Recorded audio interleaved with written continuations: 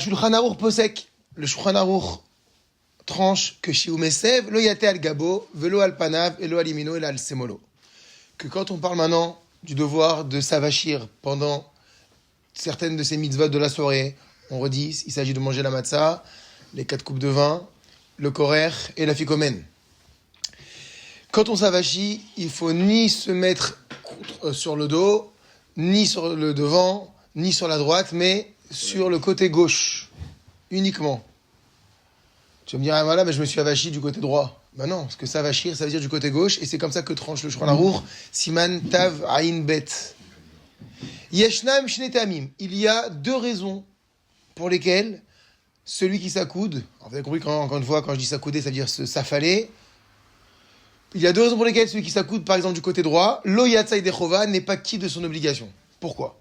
Première raison, chez Mayagdim Kanela Veshet, de peur de faire une fausse route en ingurgitant l'aliment ou en buvant le vin. Des Veshet ou Betsad Yamin, Urshi ou Materosho Klapi Yamin, Niftach Hakovash Alpia Kenemela, Veikanesha Machal Veavolide Sakana. Effectivement, donc on a dit, c'est pour ne pas causer une fausse route et que l'aliment, chas v'chalila, aille dans la mauvaise direction. Donc évidemment, du côté droit, c'est dangereux. Exactement. Cané, c'est la trachée. Véchette, c'est l'œsophage. Et on ne veut pas donc que l'aliment aille vers la trachée. Deuxième raison, Asiba al-Tzad Yamin, Eseva al-Tzad Yamin, Ena derech hirut. S'avachir sur le côté droit n'est pas dans l'esprit de liberté, dans l'esprit de royauté, comme nous avons parlé dans les cours précédents. Pourquoi? Parce que si il s'accoude du côté droit, il va être contraint de manger avec la main gauche, qui est en général, pour les droitiers et qui sont en nombre sur la planète, la main la plus faible et la moins, on va dire, où il y a le moins de dextérité dans la main. Et ce n'est pas une manière libre, confortable, aisée de manger avec la main la plus faible. Donc voilà les 2 raisons pour lesquelles on ne s'accoude pas, d'après la halakha, du côté droit. Sachant que la première, c'est la plus importante parce qu'il y a un danger de vie ou de mort. Pour répondre maintenant à la question du gaucher, Udgabé et Teriad, selon le Rama, chez Gan Tsarich Lasev al Tzad Semol, le gaucher doit également s'accouder du côté gauche, Mishum de Chamira Sakanta Meisura, toujours par rapport à la première raison. Parce que, qu'il soit gaucher ou pas, le corps humain, il est le même pour tout le monde. Et donc, il y a sa trachée artère et son œsophage qui est identique à tous les autres hommes du monde. Si ça s'accoude du côté droit, Chazvé Shalom, les aliments risquent de passer dans la trachée et ils risquent de suffoquer et donc de faire une fausse route, Chazvé Shalom. C'est ce qu'on vient de dire. Des im yasev al-tzad yamin yesh rashash melagdim kanela veshet. Il y a ce risque donc de fausse route. Oulam, cependant, bedi avad, a posteriori, c'est-à-dire, imavar, s'il s'est trompé, vesev al-tzad yamin, et qu'il s'est accoudé du côté droit, yatsa yede chova. Il est quitte de la mitzvah et il n'a pas besoin de recommencer. Pourquoi? Parce que s'il s'est accoudé du côté droit, c'est passé, il n'est pas mort. C'est que grâce à Dieu, tant mieux pour lui. Donc la première raison, elle disparaît. La deuxième raison, c'était quoi? C'est une question d'aisance et de confort. On avait dit tout à l'heure. Or, pour lui, c'est hyper confortable de manger du côté droit. Donc, les 2 raisons ont disparu. Bediavad, il est quitte. Sachant que pour embaucher les 2 raisons. Exactement. Maintenant, il n'y a pas une fausse route à chaque fois, heureusement d'ailleurs, qu'on s'accoude du côté droit et qu'on mange du côté droit. Donc, bon, Hachem, il s'en est sorti. Ensuite, on a dit la deuxième raison, il était à l'aise parce qu'il est gaucher et il s'est accoudé du côté droit, il a mangé avec la main gauche. Et bah, pour lui, pourquoi tu veux qu'il recommence?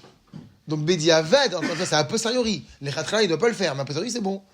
Des sauf à ta machine, le cherbo. Et la draba, il est au terre noir. Et au contraire, lui, sa deuxième raison, elle est parfaite parce qu'il était vraiment Bederer Chirout. Quand il s'accoudait du côté droit, il était à l'aise. Et donc, il n'y a pas de raison de recommencer pour lui. Ce qui donc vient nous inclure que tous les autres, les droitiers, qui se sont accoudés du côté droit, eh bien, ne sont pas quittes eux et doivent recommencer. La première raison, au Hachem, elle s'est bien passée, mais la deuxième raison, non. L'inconfort fait que il n'y a pas eu de derech et route et ils doivent recommencer. Maintenant, abordons le sujet du kavod. Est-ce qu'il est si évident de s'accouder, de s'avachir plutôt devant son père, devant sa mère, devant son rave? Puisqu'effectivement, on a vu que c'est une sorte de posture un petit peu, alors, qui peut être pris comme un peu désinvolte devant son rave ou devant son père. Alors c'est vrai qu'aujourd'hui, l'idée du respect, elle s'est un petit peu atténuée avec le déclin des générations, mais c'est pas évident de s'affaler devant son rave. Alors on va voir. Shulchan Aruch posek, le Shulchan Aruch, Rav Yosef Karo a tranché, Siman Ta'av a une bête. Ben Etzel Aviv, un fils chez son père. Tsarich et Seva doit s'avachir. Afilou ou Rabo Amouvak. Même si son père, c'est son rave attitré. Donc il a toutes les casquettes. Ve'afalgav d'Aben Chav Mikberodo Morao. Et bien que, normalement, le fils doit le kavod et la crainte à son père, Mikol Makom Istama Av Mochel Livno. Quoi qu'il arrive, on part du principe que pour le soir de Pessah, le père il renonce à son kavod. Pourquoi ? Puisqu'il s'agit d'une mitzvah de s'accouder. Et donc on imagine que le père va, sans qu'il ait besoin, on va le voir, sans qu'il ait besoin de le dire explicitement, renoncer à ce kavod, puisqu'il s'agit du kavod d'Hachem, de s'accouder. Et donc c'est pourquoi Velachen Tzech Lasev, c'est pourquoi il faut que l'enfant s'accoude devant son père. Vetalmi bifnei rabo, concernant l'élève devant son rave. Et notre sarich eseva afilu eno rabo muvak. L'élève devant le rave ne doit pas s'accouder, même il ne s'agit pas de son rave attitré. On peut avoir plusieurs rabbanim. On prend le cas d'un Bachor Yeshiva qui a 3-4 rabbanim. Il n'a pas son rave attitré, mais s'il a leur présence pendant le repas, il ne devra pas s'accouder devant eux. Ve'asur lo le'asev. Et il sera strictement interdit de le faire, sauf si yiten lo rabo reshut. Si le rav en donne l'autorisation, très très très certainement ce qu'il fera. Mais si le rav n'y a pas pensé et que l'élève n'a pas eu la présence d'esprit d'aller demander à son rav l'autorisation de s'accouder devant lui, assour. Et c'est rapporté dans le Shulchan Aruch. Assour de s'accouder devant son rav. Regardez la note Lamed Zayin. Moutar les talmid, il est permis à un élève, les vakesh reshut merabo, kedé la asev, de demander l'autorisation à son rav de s'avachir. Pourquoi est-ce qu'on précise ça ? Parce que ce serait peut-être, c'est un manque de kavod de voir son rav, rav, je peux m'avachir devant vous ? Encore une fois, on est loin de la notion de kavod. Peut-être aujourd'hui, c'est pour ça que ça nous parle moins. Mais c'est, encore une fois, même d'aller voir son rav, dire je peux me mettre à l'aise. Qu'est-ce que c'est ça ? Alors, évidemment, c'est Pessah, et c'est pour ça que la Torah le dit, Moutar. Et on ne devra pas attendre que le Rav de lui-même, Itenlo Reshut Me'atzmo. Donc, on peut prendre les devants et aller demander à son Rav, Rav, vous permettez que je... Encore une fois, la différence entre le père et le Rav, c'est que le père, on peut partir du principe qu'il renonce à son kavod sans en parler. À ce kavod-là. Et donc, on peut s'avachir devant lui sans avoir à lui demander. Le Rav, c'est pas évident. Parce qu'un père, il est mochel al-kivodo, dit la Gemara, il peut être mochel al-kivodo, le Rav, il peut être mochel al-kivodo. On a déjà parlé de cette halakha. Par exemple, on sait qu'il est interdit de s'asseoir à la place de son père. Si le père, il dit, vas-y, mon fils, assis-toi, on a le droit. Interdit de s'asseoir à la place de son Rav. Si le Rav, il dit, assis-toi, on n'a pas le droit de s'asseoir. Parce qu'un Rav, on n'est pas mochel al-kevodo sur le Rav. On ne peut pas renoncer au kavod du Rav. Là, il y a une ouverture parce qu'il s'agit d'une mitzvah de s'avachir. Mais il faut avoir le ishour du Rav, officiel. Et on a le droit de prendre les devants et d'aller lui poser la question directement sans attendre à ce que lui-même nous le dise. Maintenant, si le Rav et l'élève sont assis dans une même pièce, mais sur 2 tables différentes, à 2 tables différentes.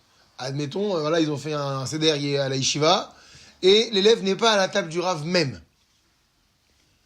Alors, Nechlekwa Poskim, les Chachamim sont en désaccord, en marloquette. Ou Beofenze, Tov Itol Menorishut. Et comme c'est difficile à trancher, c'est mieux que l'élève aille voir le Rav pour lui demander l'autorisation. Toujours. Et ça s'est ramené dans le Mishnah Berurah. Alors abordons un autre sujet toujours relatif à cette mitzvah de boire le verre à couder. C'est l'inconfort que l'on peut avoir au moment de boire. Particulièrement la peur de renverser sur soi. Regardez. Non, la fausse route, on la fera pas parce qu'on est du côté gauche, ça c'est pas un problème. Matsu Yetzel Rabim, on trouve chez beaucoup de personnes, Roshishim, la crainte, les Hasev Barbat Akosod, donc de s'avachir pour les 4 coupes de vin. Pourquoi il y a cette crainte? De renverser le vin sur leurs vêtements ou sur la table. Et donc il va falloir savoir 2 choses à ce propos-là. Premièrement, En chova les malot et akos atsof à sa femme amash. On l'a dit la dernière fois, on le répète, il n'y a aucune obligation de remplir le verre à ras-bord. C'est une invention incroyable. On a un minag pour l'Avdallah de faire déborder le verre, c'est vrai, et c'est un minag, ils ne sont pas obligés, parce que, bon, on va pas rentrer dans ça, c'est pendant l'Avdallah qu'on fera couler un petit peu dans l'assiette, mais bon, je comprends, l'Avdallah c'est pas grave, Shabbat est passé, de toute façon on va changer de chemise, on a transpiré tout Shabbat, on s'est sali, il y a eu la pkaïla et tout, c'est pas grave. Mais là, et c'est très important, il n'y a pas d'obligation de remplir le verre à ras-bord, sauf si tu as pris un verre de 8,10, pile, comme dit Shulchan Aruch, alors là oui, il faut que tu rentres à ras-bord pour être sûr de tout boire. Mais en général, ça fait un peu plus. Donc, En chova les malot, déjà, sachez, il n'y a pas d'obligation de remplir le verre jusqu'au bout. Et la gamime malet à kos kimat adasov, parce qu'on avait dit que même s'il le remplit quasiment jusqu'en haut, nerchav ki kos melea, c'est considéré comme un kos plein, parce qu'on avait dit qu'il faut que le kos soit plein. Plein, c'est-à-dire, il paraît bien rempli. Ça ne veut pas dire à ras-bord. Parce que si c'est à ras-bord, ça s'appelle plus plein, ça s'appelle débordant. On n'a pas dit qu'il fallait un kos débordant. Donc on est quitte de son obligation avec un verre qui est bien rempli. Donc du coup, c'est plus simple pour boire. Et cette note qui est rapportée par les maîtres contemporains, qui disent que d'après certains, au contraire, il faut qu'il y ait un petit espace jusqu'au bord du verre vide, parce que ça crée une sorte de couronne au verre. Cet espace-là, tout autour du verre, crée une ateret, une atara, une couronne, et ça embellit le verre. Chose qui ne serait pas possible si on remplit le verre à ras-bord. Donc au contraire, d'après certains même, c'est mieux de faire attention à ne pas remplir le verre à ras-bord. Maintenant, une question qui se pose très souvent, les soirs de Seder. Papa, est-ce qu'on peut boire pendant le Seder? On peut manger pendant le Seder? Allez, papa, il est bon le vin, resserre-moi une goutte. Est-ce qu'on a le droit de boire du vin pendant le Seder? La question implicite, est-ce que ça pourrait pas interférer le nombre de kos, le nombre de verres? Voilà. Mais voir, Shulchan Aruch, il est rapporté dans Shulchan Aruch, Siman Tav Ayin Gimel. Ah oui, avant de continuer, j'avais zappé la deuxième raison. Pourquoi? Enfin, la deuxième chose. Parce que les gens, on avait dit qu'ils avaient peur de renverser sur eux. Donc on a dit, dans un premier temps, il n'y a pas de nécessité de remplir le verre à ras-bord. Et deuxième chose qu'il faut savoir, l'ifne chez Mesev. Maintenant, si tu as peur de renverser et tu as rempli ton verre à ras-bord parce que je suis superstitieux, on a toujours fait comme ça, remplir à ras-bord. Alors, c'est l'abondance. C'est l'abondance. Alors, qu'est-ce qu'il te donne comme solution? Tu as le droit, avant de boire ton vin à couder, d'abord de boire un petit peu, histoire de vider. Tu dégages la couronne. Voilà, tu dégages la couronne. Et après, tu t'accoudes et tu bois. Ça marche. L'essentiel, c'est de boire à couder. Donc, l'ifne chez Mesev, avant de s'accouder, yachol ishtot meat maïn. Il peut boire un petit peu du vin dans le kos sans s'accouder, de façon à vider un petit peu, bien sûr en s'assurant qu'il reste dans le verre la mesure minimale de 8,10 d'après le Shulchan Aruch, 8,6 d'après le Rambam. Hein? Donc sur le petit verre, c'est dangereux, effectivement. Vekar gam yatzai, et ensuite, dans ce cas-là, s'il en reste, il pourra s'accouder tranquillement sans avoir peur de renverser. Et puis moi, je rajouterai une troisième chose. S'il a renversé, c'est pas grave, bracha. C'est pas grave. C'est pour ça, en général, qu'est-ce qu'on fait? On a la hada. Tu mets une djellaba en général le soir, tu t'habilles, tu te mets à l'aise. Alors bon, il faut être propre parce que c'est le Seder de Pessah. Donc tu te mets pas en jogging, mais tu mets quelque chose de joli. Et au pire, tu changeras ta chemise après. Mon fils, il avait sali ça. Alors revenons sur ce que nous disions. Mais voir Beshulchan Aruch, il rapportait le Shulchan Aruch. Asur lechol v'lishtot afilu shtiya shel mitzvah beshat ha'agada. Il est interdit de manger ou de boire même quelque chose en rapport avec une mitzvah au moment de la Haggadah. C'est pour nous ça. Qu'est-ce que c'est une boisson de mitzvah pendant la Haggadah? Alors regardez la note, la tête. À Shulchan Aruch, de quoi parle le Shulchan Aruch? Pour nous cette année. Oui, exactement, c'est cette année pour nous, où Pessah tombe samedi soir. Il parle d'un cas où, effectivement, Pessah tombe samedi soir, Vesharchou l'Avdil Bekidouche, et on a oublié de mentionner la bénédiction de la Havdalah dans le Kidouche.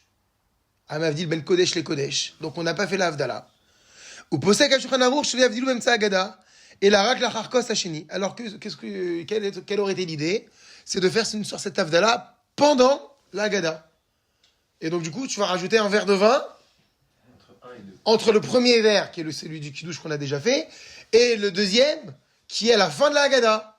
Comment on va faire? Et c'est un verre de mitzvah, du coup, parce que c'est un verre de Havdalah. C'est pour ça que dit le Shulchan Aruch, Rak la Charkos Hasheni.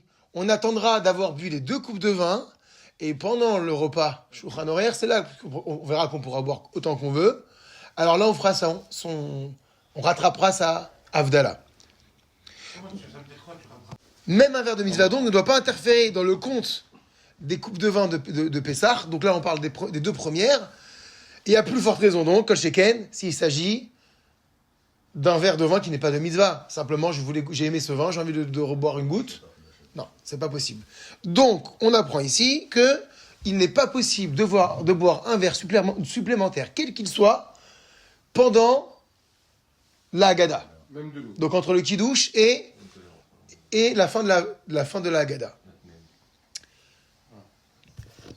Be'ikvut alachazo mitored ktsat baya. Maintenant, en conséquence de cette halacha, s'éveille un léger problème. On va juste la note. On appelle la Gadam Avadi, Maïnou, Atsaf à. Très bien, bravo, c'est vrai, cette note, je ne l'ai pas vue, elle est très importante. C'est propre au vin ou aux autres boissons alcoolisées, comme vient de le dire Michael. Vous avez la note même, vous l'avez lu avec lui? Mais il sera permis donc de boire de l'eau ou n'importe quelle autre boisson soft. Bah, il dit soda, mais n'importe quelle boisson soft. Parce qu'effectivement, la Gada peut durer un certain temps. Si on la développe, si on parle, etc., on peut avoir soif. On peut boire donc d'autres choses. On reprend notre texte. Anashim rabim lo ochlim betsura mesuderet beref pesach kevan she'en arbe ma le'echol. Beaucoup de personnes ne mangent pas comme il faut la veille de Pessah. Parce qu'il n'y a pas de quoi manger la veille. Évidemment, rappelez-vous, le Hametz, depuis 11h30 à midi, c'est terminé. Ta femme, tu ne veux pas la déranger parce qu'elle est très très nerveuse, la pauvre. Elle est dans la cuisine, elle n'a pas que ça à faire à te préparer un repas de chef. La matzah, t'as pas le droit. La matzah, Shira, à partir d'un certain moment, t'as pas le droit. Donc effectivement, on est un peu à la diète, on a très mal mangé, donc on a faim. Et donc, Baïm Lele la Seder Révim, on arrive le soir du Seder, et Révim, on est affamé. Meritzim, ou Meitzim, et Torech à Seder, chez Semet Agada, Kedi Shochlou Lechol. Et donc on va se précipiter et courir. On va presser même le chef d'orchestre du Seder pour qu'il arrive vite à Shulchan Aruch. Ou bimkom l'arich oladar mitzat vigat talvincha. Et le problème, c'est qu'au lieu d'embellir cette mitzvah unique dans l'année, de raconter le Seder, la sortie d'Égypte à ses enfants, de faire aimer la Torah, on a dit, de générer la Emouna auprès de ceux qui sont autour, parce qu'effectivement, tout le monde est pressé de manger. Qu'est-ce qu'on fait? On se dépêche. Il y a 2 solutions. Oui, mais si tu accélères, il faut, oui, d'un côté, oui, il faut prendre en compte la souffrance des convives, ça c'est une évidence. Mais d'un autre côté, il y a quand même cette mitzvah qu'il faut réaliser. Alors il y a 2 choses qu'il faut savoir. Ils sont au bout de 2 minutes. Ils sont prêts au bout de 2 minutes déjà, c'est déjà trop long. Première solution. Il y a plusieurs avis à prendre sur la table. Ishtadelu lechov et l'ishtat beref Pessah betsura mesuderet. Eh ben oui, il faudra s'efforcer la veille de Pessah de manger convenablement. C'est-à-dire, entre parenthèses, ah oui, c'est vrai que tu parles, il n'y a pas de pain. La matzah aussi à l'eau, c'est sûr que non.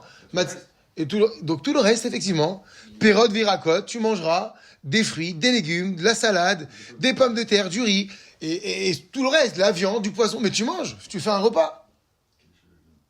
À toi de débrouiller. Kedesh yagiu be'ra'avon, l'Eila Seder, pour ne pas arriver affamé le soir du Seder, parce qu'encore une fois, en plus, il faut attendre la sortie de Shabbat cette année en particulier, mais de façon générale, toute l'année, tous les autres années, il faut attendre la sortie des étoiles pour manger la matzah. On va pas être trop marmire. Donc, quoi qu'il arrive, il est tard. Donc, faut faire preuve de bon sens. N'arrivons pas affamés le soir du Seder. Mangeons convenablement la journée. Vegam yochlu et matzah keshem toavim lechol. Parce que ça n'empêchera pas de toute façon de manger la matzah avec appétit. Parce que, encore une fois, quand tu manges la matzah c'est après la Haggadah, je vous rappelle, donc il est déjà suffisamment tard. Si tu as bien mangé jusqu'à... Tu peux manger du riz et tout ce que tu veux en fait. Jusqu'à l'entrée de la fête. Enfin, jusqu'à l'entrée de la fête, oui, jusqu'à la tfila. Oh. Voilà. Exactement, pour ceux qui ne mangent pas de riz, ils ne peuvent pas. Mais faut faire preuve de bon sens. On n'a pas dit qu'il faut se goinfrer la veille. Mais faut être bien normal, quoi. Deuxième solution. Imlo asu et apita van. Dans le cas de figure où, voilà, tu me dis que la première solution, c'était de bien manger. Eh ben, désolé, on ne le savait pas. On n'a pas mangé. Alors, si on n'a pas pu faire la première solution, et celui qui orchestre le seder craint que ceux qui sont autour soient affamés, ce qui est une réalité. Et qu'ils vont le stresser et pour ça aille plus vite. Alors qu'est-ce qu'il devra leur dire? Yomar lahem shiochlou davarma. Les amis, mangez quelque chose. On est en pleine Haggadah. Mangez quelque chose. Oui. Et pourquoi c'est interdit de manger? Donc, goûtez quelque chose. Regardez la note même Aleph. Salatim. Par exemple quoi? Des salades. Du poisson. Orez. Même du riz. Pour ceux qui mangent le riz à Pessah. Certains même ont la coutume de manger un œuf. Donc, on peut leur faire manger quelque chose, d'avoir les hashkit et travaonam pour taire leur faim. Mais à quel moment? Donc, l'achara kiddush, après le kiddush. Kodem shnatnu idem le karpas, avant le karpas. Donc, on a fait kadesh. Avant d'aller se laver les mains sans la bracha, c'est maintenant, les amis, aller goûter quelque chose. En réalité, comme certains le font le Shabbat, ils font les brachot sur les salades du Shabbat avant d'aller faire les tilat. Ou bilvad, et à condition aussi, chez Izaharu lo lechol arbe, de ne pas manger trop, velisboa, et de se rassasier, parce que chez Tzach lechol et Damas Davon, rappelez-vous que l'essentiel c'est de manger la matzah avec appétit, sans rechigner, je rajouterai même, avec plaisir. Donc voilà. Donc c'est une deuxième solution que nous ne connaissions pas. On peut, quand on voit que les gens sont vraiment... Et c'est normal, encore une fois, c'est du bon sens. C'est très dur, ils ont faim. Et le type, comme on a dit, il a pas pu casser le jeûne des premiers-nés en assistant à l'étude, et il jeûne depuis ce matin à l'aube, et depuis la veille même. Donc, vous pouvez manger quelque chose, ce que vous voulez. Allez, prenez salade, poisson, fait... Mais après le kiddush et avant le karpas, sans non plus se rassasier.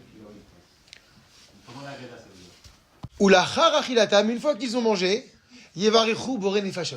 Ils font boré nefashot. Bah oui, parce qu'il n'y a pas de la mechia, parce qu'on ne mange pas de mésonotes. Donc ils vont manger poisson, viande, salade et riz. Encore une fois, on veut simplement se caler, on ne veut pas faire un dîner. Et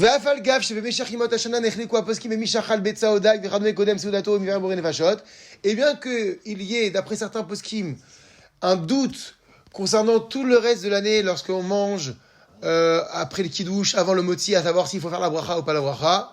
Mais comme Belel Seder, d'après tous les avis, concernant le soir du Seder de Pessah, les koulé alma, tzach levarech, il faut faire la bracha acharona, la bracha finale, après avoir donc s'être calé comme ça, avant le karpas encore. Donc c'est ça qu'il faut, il y a deux conditions finalement. On mange modérément, histoire de se caler, entre le kiddush et le karpas, le céleri. Voilà. Et on doit faire bracha acharona si on a mangé la quantité. Mais bien sûr qu'on a mangé la quantité. Si t'as faim, c'est que t'as mangé bien 50 grammes, 54 grammes. C'est nouveau.